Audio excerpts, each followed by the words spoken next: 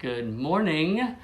My name is Cator Sparks. I am a trained life coach based in Charleston, South Carolina, and I'm so thrilled to spend this morning with you. Sorry, dog. Living in quarantine, the things we go through. So, yes, I'm a trained life coach, and I am here, thanks to Anna Laub, thank you, Anna, for inviting me to do this, to discuss life coaching and self-care tips. That is my dog, Gareth. So, what is coaching? Life coaching is a tool to get unstuck. So, if you are feeling, you want to take your job to the next level and you're not sure how, or ditch the job and do something even more amazing, I'm here to help. If you're in a relationship and you're not really sure where it's going, or you're thinking of maybe, moving away from this person or this friend, I'm here. If you're coming out and you're feeling overwhelmed and not sure what to do and where to go and how all this works, been gay for a long time, I can help. So so life coaching is a great tool. The coaching that I do, we focus on values. What are your values? What's your life purpose? And who are those inner allies, those voices inside you that cheer you on when that big bad saboteur keeps telling you that you're not good enough or whatever? Like, we don't listen to that one. We don't listen to that. We want to listen to those inner allies. And also, I hold you accountable. So I love that part. I challenge you, I ask for requests, and I will bug you for your homework, just like a school teacher. Because I want to see you grow. I want to see you blossom. And it's just so validating to do this work. Speaking of this work, I'm also working with a coaching collective in England called More Happy, MoreHappi.com. And More Happy is a coaching collective that's working with key workers. Do you call them key workers, essential workers in England? I don't know. The amazing people who are doing all the hard work right now. We are coaching them absolutely free. So if you are an essential worker or you know of one, please let us know. You feel welcome to email me and I'll put you in touch. So, yes, we're here for self-care tips during this wild, wobbly time. So I have 10 tips to share, and let's start. So number one is keeping a routine. Someone called this a spiritual emergency, and I really thought that was beautiful, profound, because it is. I mean, this is a huge moment in our life and the history of the world. And so everyone's just kind of spinning on how to do this and how to keep everything, going. Routine is a big help with that. Just because we're working from home doesn't mean we should get up at 10, doesn't mean we shouldn't shower. Let's keep that routine. Get up at 7, have the coffee at 7:30, take the shower at 8, get dressed, go. Even if it's to a Zoom call, even if it's to your living room to work on something else, just get that creative routine going. Also for your kids, if you have kids, they need to get dressed, they need to go to school. I think I have one friend who put their kid back in their private school uniform. That's a routine. So whatever you need, it's good to have that balance in life right now. Number 2, get outside. Now, I know a lot of people are stuck at home. There's a lot of quarantine rules and regulations. But if you can, take a walk outside for some fresh air. Take a bike ride. And if you can't, walk outside your apartment and at least get some fresh air and some vitamin D. They're saying we have to stay healthy through this. So the more exercise you can get, the better, which is number 3. 3 is exercise, and we need to take care of our bodies during this whole situation. So, you may not be able to get to the gym, but there's always push-ups, there's always sit-ups, there's always old school ways to do this. And hello, internet, we have Zoom classes, we have Facebook Live yoga classes. All these opportunities are here for us. A lot of them are for free. So take this time to be healthy and work out, because I heard there's something going around called the COVID-15 or something, which is the amount of weight people are putting on at this time.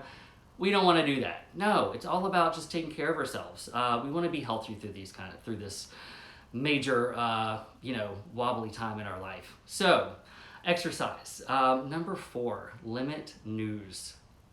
Stop. looking at the news. Stop wormholing. I know who you are. It's not healthy. There's a lot of content out there right now, social media and, CNN, BBC, Vice, all these places, and it's overwhelming. So we need to be aware of what's happening in the world, don't we? So, maybe scroll through with your morning cup of coffee and then stop. So maybe look at it before dinner just to see what's happening, but do not look at news before bed. No. We really need to stay present. We can't live in fear. So just minimal news intake. Speaking of that, thinking in the present. So, fear is talking about the future, the what ifs. And that can be really unhealthy. We never know what's happening in the future. Way before this pandemic, we had no idea what's happening in the future. Wish we did, but we don't. So stay present, and being present helps through things like this. Helps with any stressful situation, because things might be falling apart. You're not sure where your job is. Your kids are driving you crazy, but at this one moment, you can just say, "I'm present, and I am okay." And that can really ground you, and I highly recommend that. So if you have time to do that, just any time of the day when you feel these feelings coming up, do it. If you have the kids going and the partner going, maybe some parents, some animals, some dogs knocking over books.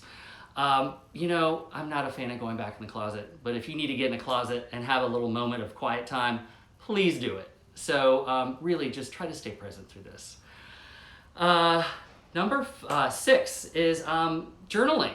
So this is a huge epic moment in our history of the world, and people want to know what happened. Instagram may not be around in 100, 200 years, who knows, but your journal could be.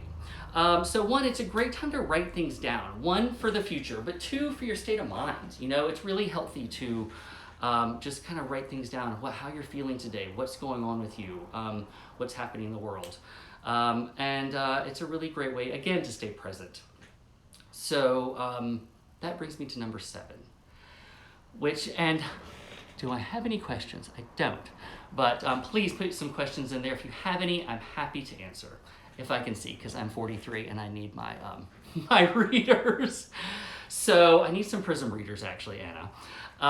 Acknowledge your emotions, number 7. So when this whole thing first started, I was like, right, I'm in quarantine. I'm going to do my kettlebell class. I'm going to do yoga. I'm going to do some art. I'm going to walk the dogs. I'm going to maybe take some selfies and some cute outfits, some caftan challenges. And then one day I burst out in tears. And I had been hiding, just shoving all that fear down of what was happening and where the world was going. And not healthy. Even life coaches need coaching. So acknowledge that fear. Where is it? Is it in your neck? Is it in your heart? Is it in your stomach? And then just let it go. If you just need to go back in that closet and scream, back in that closet to cry, go out in nature if you can, scream into a pillow, they're really good for that. Just letting it all out. We have a lot of negative energy in us right now that we could, because if you're watching too much of that news, it can happen, and there's a lot of fear and anxiety happening, and we have to acknowledge that. So acknowledge the fear, because you know what? Once you acknowledge it, my Oprah moment, you release it, and that really helps. Once I had that big cry, I felt so much better. Had a couple more cries since then, but I'm acknowledging the fear. So acknowledge where you are, and hey, maybe you're acknowledging that you're really happy. That's a beautiful place to be as well. Imagine, just go through all the emotions, just feel them, and don't tamp them down. Especially, when if you're trying to still do your job, still take care of the kids, still homeschool the kids, all those kind of things. It can be really overwhelming, and you think, I need to put myself aside for right now. But number 1 coaching rule, who is number 1? I am. And you got to take care of yourself before you can help anybody else. So that brings me to number 8. Don't be too hard on yourself. So something in coaching we talk about a lot is the being and the doing. As Frank Sinatra perfectly said it, the do-be-do-be-do. So we want to really balance that. And again, I was talking earlier about how I had been doing, and not being. And we need to really be with this. We need to have some still time for ourselves. We always need this. This is coaching. This isn't necessarily just this pandemic. We can often get way too busy. and it's okay to just turn on Netflix and watch it for a little bit. Even better, like light a candle, do some meditation, stare out the window, like just take some time to be, because being really helps in this time. And if you're feeling overwhelmed, just you can always ask your partner, like, hey, can you take the kids for 1 hour while I go and zone out in the bedroom? Or if you're alone, just stop doing and just realize that, and just take some time for being. So that's a big balance that we all have to do in life. Number 9 is gratitude. This is one of my favorite. And again, this isn't just a coaching thing. This is kind of self-care 101 for all the time. We need to be grateful for things. Again, it keeps us in the present. It keeps us knowing, waking up, and instead of being like, oh, I've got that proposal to do, and I've got like this thing to do, and the dog needs shots, and the house needs cleaning, stop and be like, wow, I have a roof over my head. I've got food on the table. I've got a loving partner. I've got a loving dog. Be thankful for things. And you can write them down. You can write them in your journal.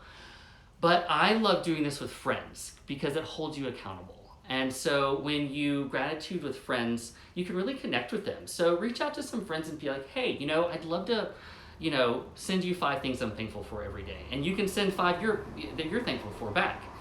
And nothing to dissect, nothing to, it's very confidential, but it just feels good. And one way I've been doing this recently is through Marco Polo. It's that great app that's video messaging. So instead of just sending them an email, like I get to see my friends and we get to catch up, and it's really beautiful. And so every morning I wake up, I get in some very good light, hello, and I just talk about what I'm thankful for to 2 of my dear friends, and it feels so good.